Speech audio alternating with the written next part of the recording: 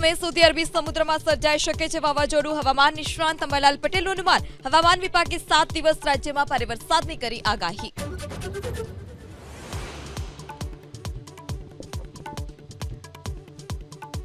સૌરાષ્ટ્રના કેટલા જિલ્લાના વાતાવરણમાં આવ્યો પલટો.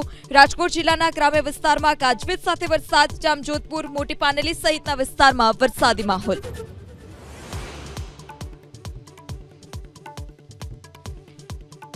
જૂનાગઢ યાર્ડમાં આગામી 3 દિવસ સુધી કેરીની હરાજી બંધ. કેરીના બોક્સ રાખવાની વ્યવસ્થા ન હોવાથી વેપારીઓમાં આક્રોશ.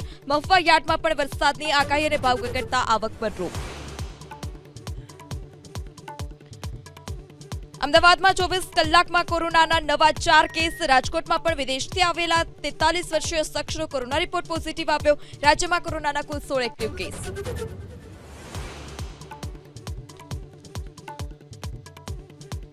બનાસ ડેરીએ પશુપાલકોને મોટી ભેટ આપી. દૂધના ખરીદ ભાવમાં પ્રતિ કિલો ફેટે ₹25નો વધારો. દર મહિને પશુપાલકોને ચૂકવાશે વધારાના 25 કરોડ.